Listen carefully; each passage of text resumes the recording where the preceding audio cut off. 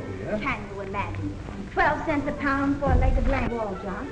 Well, it's a little surprise I have for you, Mary. It's a telephone. A telephone? That thing for talking over a wire? Isn't it just a toy? No, indeed. Why, I've been talking from here all the way down to the office downtown. A useful thing like that is more than a toy. Do you want to try it? Well, yes. I don't mind. All right, I'll signal the office. All you have to do is to press this button and then wait until someone answers. Here, you do the talking. What do I say? Oh, say hello when the chief clerk answers and then say whatever you please. Hello? Hello?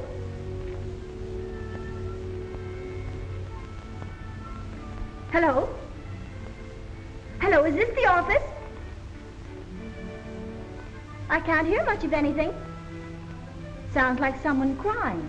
Oh, but my dear, you mustn't be so critical. Of course it sounds strange at first. The advertisement says it will. Well, I don't think much of it. No one will ever use it. You mark my words, dear. The time will come when we will all use it. Well, we may even talk with distant cities. With distant cities. Oh, John, you're such a dreamer.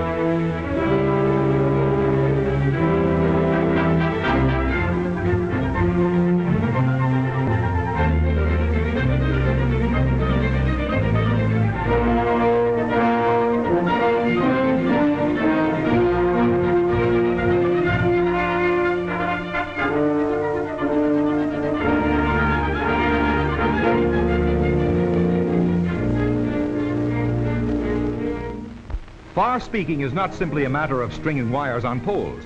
It is primarily a problem of transmission. The electric waves which carry the voice along the wires are like other waves. The farther they go, the weaker they become. The loading coil, introduced in 1901, helps their energy to be better maintained and so improves the efficiency of the telephone circuit.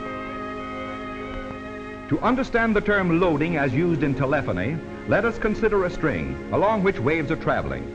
If the free end of the string is snapped up and down rhythmically, the waves along the string become weaker as they travel toward the fixed end. If, however, small weights or loads are placed along the string at regular distances, the cells better.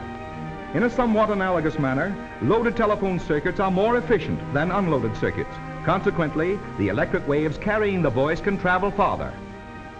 But in 1912, a new instrumentality came to telephone engineers for development that was to revolutionize the art of telephony. The vacuum tube, to make possible calls across the country, calls to distant countries, radio programs from 100 stations. By 1914, it was in commercial service. 10 years later, more than 10,000 were installed on telephone lines. In another decade, there were 350,000.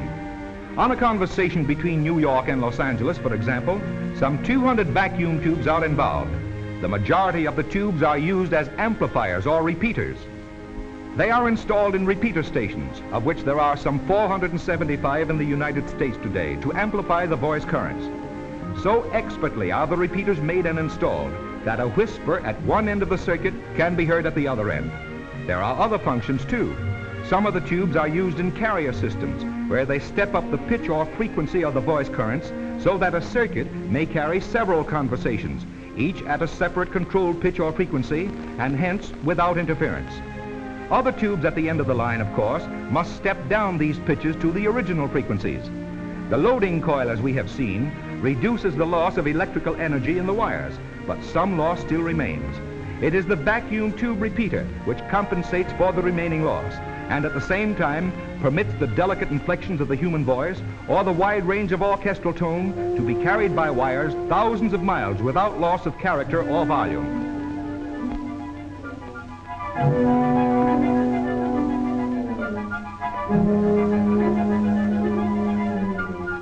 The modern engineer needs many types of vacuum tubes for many purposes.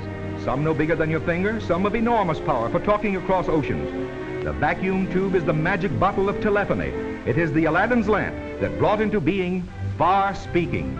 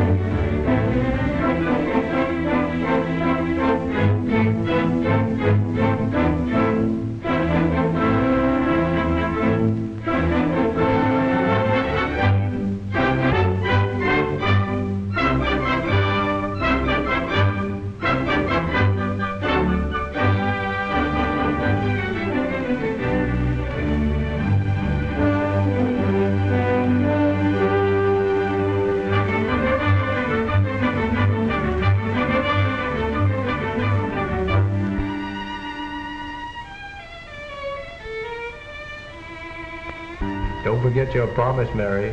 If I win, I'm to be boss tomorrow. All right, John. I'll keep my bargain. Now, who could be calling us at this time of night? Well, I don't know. I'm not expecting any calls. This is Mr. Reynolds' residence. Yes. Yes, he's here. Japan? Oh, just a minute. Mr. Reynolds called from Japan. Marjorie. Marjorie. Oh, Come on, Mother. gracious. Come on. Hello? Yes, this is Mr. Reynolds. Go ahead, put them on. Oh, I wish they'd hurry. Hello? Yes?